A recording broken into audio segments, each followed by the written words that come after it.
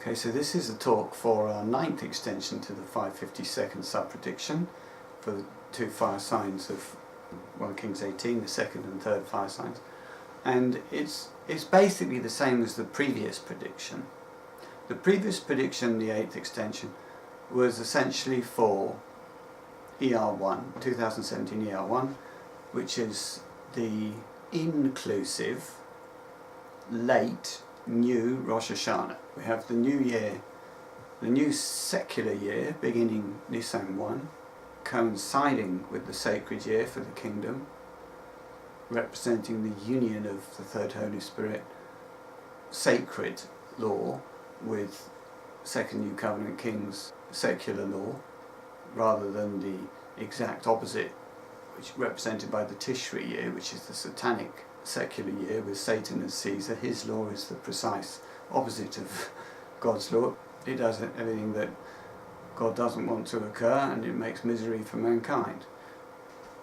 The kingdom will not have that discord. It will have two laws pulling you in the same direction towards righteousness, rather than being split in half by one lot of secular laws tending to make you an unloving, selfish and morally unsustainable person, in contradiction to all of God's laws, which seem old-fashioned to us today, but provide the soil in which love grows best, and love is sustainable morality. This new year, you can celebrate it, if you want, a month late. You can celebrate anything a month late. If you miss a festival, you have the right to celebrate it again a month later. So if you didn't celebrate Rosh Hashanah for Nisan 1, which hardly anybody did, you could do it on ER1. The only thing is that because of the overlap between Adar and Nisan, there's an inclusive and an exclusive Rosh Hashanah, because Nisan 1 was actually Adar 25 of 2016. And so the last day of 2016 is Adar 30, which was 2017 Nisan 6. So the first day of 2017 that wasn't also a day of 2016 was Nisan 7.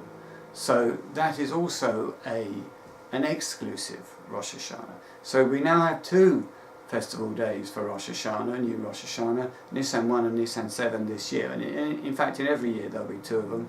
There'll be the inclusive one and the exclusive one, but they're not always 6 days in between them. Sometimes there's 5, sometimes 7. So you can also celebrate, if you want, the exclusive new Rosh Hashanah late, in which case you wouldn't celebrate it on Nisan 7, you'd celebrate it on ER 7.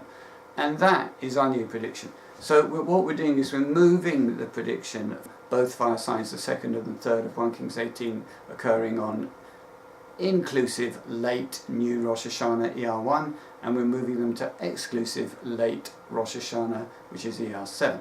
And ER7 is the last possible day upon which you can celebrate new Rosh Hashanah.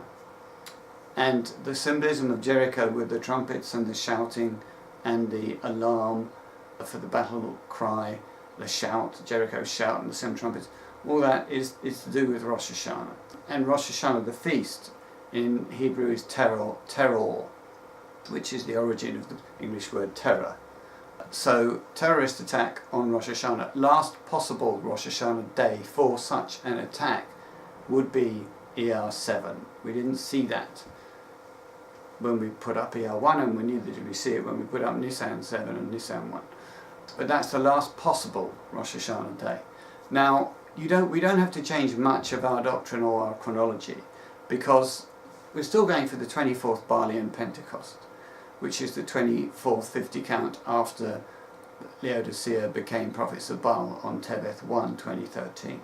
And that takes you to 1200 days, 40 months, or 24 50 counts, takes you to ER1, 2017. Now, that's a satanic Pentecost, but it is also the festival day of inclusive late new Rosh Hashanah. And that festival day itself is not finished until the exclusive version of that, which is ER7. So we're actually, in festival terms, we're not changing the festival day. We're changing the calendar day, the BLC day and the Gregorian day, but we're not changing the festival day. We're going still for late New Rosh Hashanah, but we're going for the exclusive rather than the inclusive. And so in 2 Kings 1, Elijah says, if I am indeed, Elijah, a man of the true God, then let fire come from the heavens and eat both the chief of the 50 and his 50, consume. And the chief of a festival is the last possible day you can celebrate it on, which isn't the day of the festival. So the chief of late New Rosh Hashanah, inclusive late New Rosh Hashanah on ER1, is ER7, which is exclusive New Late Rosh Hashanah. And we hadn't got that with the ER1 date. We had to say that we thought the chief was itself inclusive, in other words, the day itself, which is possible from the wording of 2 Kings 1, but it does say that a chief and his 50 are consumed. And okay, if the chief is part of his 50, then the chief and his 50 being consumed could be the same 50. But evidently that isn't, we don't think that's right now. Well, we changed our mind about 20 times on this, but we haven't seen clearly which of the two possibilities the chief is, whether he's an inclusive chief or an exclusive chief. An inclusive head of a family of 10 would have 9 other people in that family. An exclusive head of a family of 10 would have 10 other people in addition to him in the family. And we for the life of us, we can't work out whether there's 51 or 50. But you can make good arguments either way, and I won't bore you with them. But it now seems that there's 51, and the chief is an exclusive chief. And likewise in Acts 2, which is fulfilled by these fire signs, violent explosion, a report of a rushing stiff breeze or violent explosion from the heavens, when Peter stands up in the cloud of the third fire sign of 1 Kings 18. That occurs at the absolute conclusion, sun telia in the Greek, absolute conclusion of the festival day of Pentecost. Well, that is the last possible late version of the festival, which is again ER7, not ER1. So the Acts 2 absolute conclusion of late Rosh Hashanah and the 2 Kings 1 chief of late Rosh Hashanah is not inclusive late New Rosh Hashanah, but exclusive late New Rosh Hashanah on 2017 ER7. The confusing thing is that the Pentecost is not, it's a satanic Pentecost, so it is not a divine festival, but the satanic Pentecost, the 24th Balian Pentecost, falls on ER1, which is a divine festival, and it's the late version of that divine festival that is actually being referred to in Acts 2 and in 2 Kings 1. The 50 count is of a satanic festival, but it's coincident, the end of the 24th 50 count, coincident with a divine festival. And the late version of the divine festival is when the sign happens. And that ain't easy to see, but we see it now. And it leads to a whole lot of beautiful things. First of all, let me say that the Peter standing up with 11, meaning 11 BLC years from when the sign of Jonah was sent. And Peter, of course, says that these are the signs of Joel, actually. Smoke and pillars of cloud and fire and all that.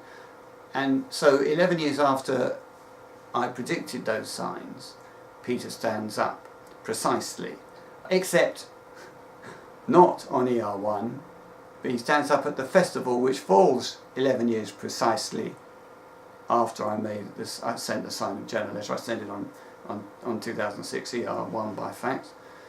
11 years precisely after that is 2017 ER1. He stands up at that festival, but at the late version of that festival on ER7. And likewise, the 551 days of the contest, prediction days, are 551 prophets. That the contest stand for 551 1NC counting days of the contest from when I sent the sign of Jonah letter, which was, well, it arrived in Brooklyn actually on Nisan 30, which was the second Sabbath of 1NC weeks.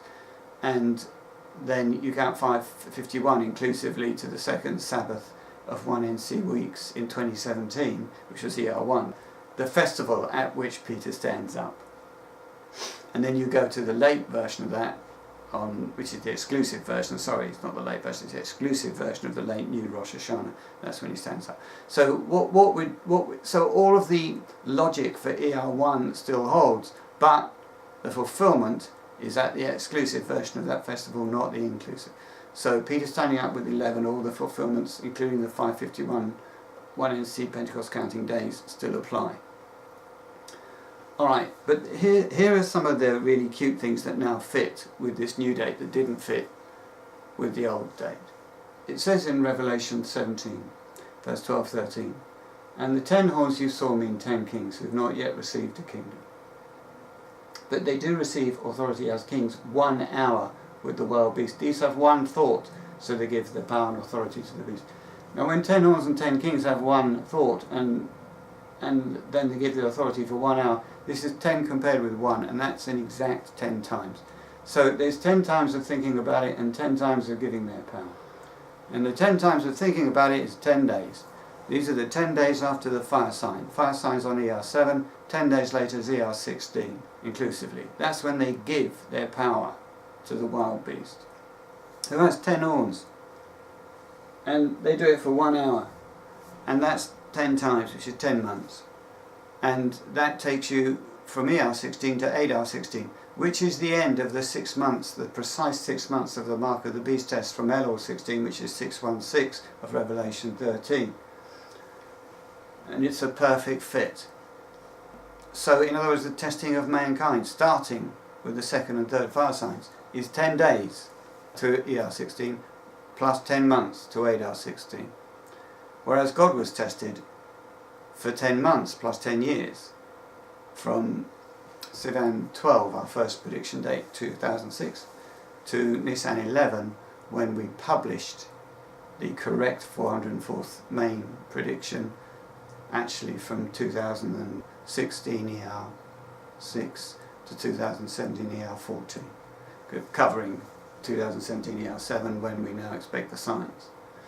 So God was tested in this contest by faithless man, in particular by the Watchtower, and by other people who've looked at the site and thought, well, we'll wait to see if this guy gets it right. The right thing to have done would have been to join the Lord's witnesses and help us to get it right. But that wasn't to occur, because Satan was never going to win this contest. It was always going to be won by God, if you have faith. So he gets tested, poor old God, for 10 months and 10 years. But man gets tested for 10 days and 10 months. 2 lots of 10 times of testing. Now this period of 10 horns of this, when the 10 kings will be 10 nations, presumably, the Security Council members plus 5 more, one imagines, and let me tell you how radical this is. What will happen in 10 days' time after ER, so ER7 incidentally is Thursday, Friday coming, May the 4th, 5th. So it's just in time to screw up the French presidential elections and just after the British Council elections.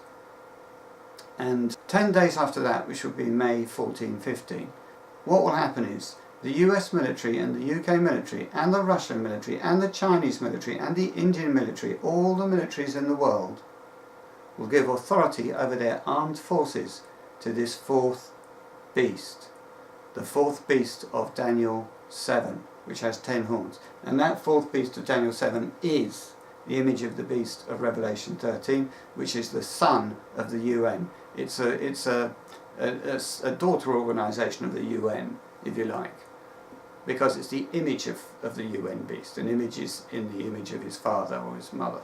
So it's a sort of spin-off of the UN.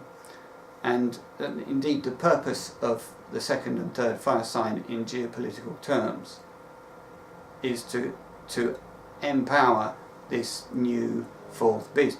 And the timing of it is incredible, because in Luke 13, the woman bent double for 18 years. She's released by these fire signs, and then Jesus comes and lays his hands on her on ER7, and she straightens up and stands erect.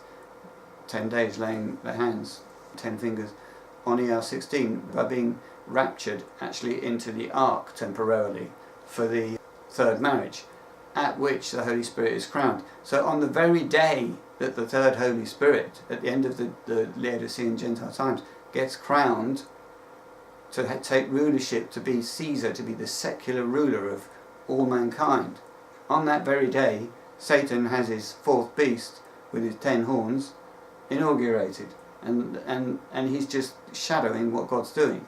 So we now finally have the satanic chronology matching the divine chronology, which is a good indication we might actually have it right. And this beast is going to be amazingly powerful. I mean, if you think about it, if you take the US military out of the hands of Donald Trump, and the British military out of the hands of Theresa May, and the Russian military out of the hands of Vladimir Putin, and you put all three of them, and the Chinese military, and you put them all in the hands of this one beast, this ghastly bureaucracy, which is a total disaster move. What this basically is in political terms is a coup d'etat, a worldwide, not a coup d'etat, a coup du monde by globalists, the deep state, who don't like the individuality of Brexit, or possibly Frexit, or Trump, who is, for all his faults, an individual who's trying to do what he thinks is best, rather than what the deep state requires of him through various pressurised means. And because they aren't getting anywhere due to Farage and Trump and Le Pen, they're going to do this thing to force globalism on all of us. And it'll be a fairly horrendous period during which people actually prefer globalism to giving up all their rights and their nationality. I mean, it's one thing to lose your individual identity, it's another thing to lose your national identity. This is both. That's the power of this event. And when it happens, you will know, if you've watched this video, that the Bible predicted it. And then after the 10 months, after this, the 10 months of this horrible fourth beast, I mean, these false flags, although they're conducted, according to Revelation 13, by the two-horned beast, which is the US and UK power. I mean, what it says is, and I saw another wild beast ascending out of the earth. It had two horns like a lamb. That's the UK and the US in the Second and First World War, when we sacrificed ourselves as good a man. But it began speaking as a dragon. That became satanic. And it exercises all the authority of the first wild beast, which is the UN, in its sight, in sight of the UN. And it makes the earth and those who dwell in it worship. Now that could be the planet, or it could be, earth stands for congregation, so it could be the true church, it could be, there's lots of things it could be. And they're going to worship this first wild beast, the UN, whose death stroke got healed. We think that death stroke was when George Bush ignored it and attacked Iraq. And then it got healed when they passed that resolution to sort of retroactively authorise what was a totally unjustified attack based on a false pretext, which was manufactured by the very people who are going to be doing this false flag, probably. And it performs great signs, so that it should even make fire come down out of heavens in the sight of mankind. That's the second and third fire signs. And these are caused by demonically possessed rogue elements of the UK-US power. All right? They're not caused by Trump and May deciding that they're going to blow themselves up.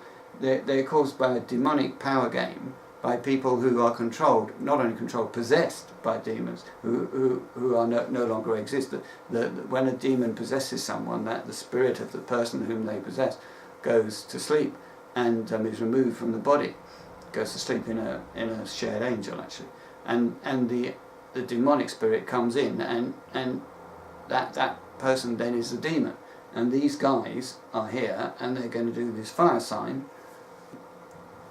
and result of it will be globalism. And the purpose of globalism, of course, is to concentrate all the power of the whole world in the hands of as few people as possible, who are the demons. It's a power grab by the demons, this false prophet, the two-horned beast, it tells those who dwell on the earth to make an image to the wild beast. I think this is a political earth, actually. Congregate, it's the public sector. To make an image to the wild beast that got the sword stroke and yet revived, which is the UN. So it's an image to the UN. And it was granted to give breath to the image of the beast, so the image should speak and cause to be killed people who wouldn't worship it. And it puts under compulsion, this is speak, get a voice in the media, a political voice. I'm not quite sure kill I don't think that means physically kill all those who wouldn't worship it. It may be politically kill. It's probably politically kill any part of the public sector that doesn't worship this construct, this son of the UN, this globalist one world government, this global village scenario. And it puts under compulsion all persons, the small, the great, the rich, the poor, the free and the slaves. It's 6 times precisely, because all persons are compared with the 6 groups. It's 6 times precisely, which is 6 months, and it's from 616, which is the true number in Revelation 18. It's a man's number, its number is 616. It's from Elul the 16th, 616, 2017 to Adar 16, 6 months precisely. And Adar 16 is 10 months precisely after ER 16, when this image of the beast begins to speak, and it's the 4th beast of Daniel with the 10 horns that treads everybody down. It's the worldwide Hitler, basically. Worldwide fascist state is what it is. And funny enough, it's brought about by the left wing, which shows that there's no difference between extreme left and extreme right. Well, it's not brought about by left wing, it's brought about by demons, but it's evangelised by the left wing. They're the globalists at the moment. Weird, isn't it? Mind you, I think it was a National Socialist Party, wasn't it, the Nazis? Normally we don't see much with politics, we concentrate more on the scriptures, but we've got them to coincide now. So it's the perfect fit. You've got the 10 days of the 10 kings with one thought, from ER7, fire sign, to ER16, when the 4th beast, which is the image of the 4th beast of Daniel 7, which is the image of the beast of Revelation 13, is introduced. And it lasts 10 months till the end of the Mark of the Beast test. And then there's a further 4.5 months of the little horn of Daniel, which harasses continually the holy ones, the supreme ones, but it doesn't have quite the power of the 4th beast. And because there was a lengthening of life given to the 3 other beasts of Daniel 7, which are the Anglo-American world power, the Russian bear, and some kind of Asian, Chinese, Indian 3rd beast, the leopard. So, there's the politics. One other thing, this coincides beautifully with, because as I keep saying, the descended 1NC princes who are no longer in the wilderness haven't come to see us. Now, they're not sitting around going, oh no, we can't go and see the true church until Satan's done a terrorist attack. That's absolutely not what they're doing. Satan does the terrorist attack because they can now come and see us. They are prohibited from seeing us even today. And that's because although the wilderness penalty on the Watchtower ended on V'Adar 30, 2016, 40 years from Tishri 1, 1976, 40 old and then new secular years. But V'Adar 30, 2016 was in fact Nisan 6. So it was ended at first nanosecond Nisan 7, 2017. Then they have to spend 30 days mourning Moses on the plains, on the desert plains of Moab. And Moab was the son of Lot, and Lot was not the chosen seed. It went through Abraham, not through Lot, from Terah. He was a rejected brother. And mountainless desert plains, no water, no administration, no kings. So Moses was the slave of God, and he stands for the faithful slave of the Watchtower, FDS 3, the 3rd true church faithful slave. And they were first New Covenant saints, but the ones who failed, who didn't make it, who didn't get sealed, they don't become kings, so no mountain.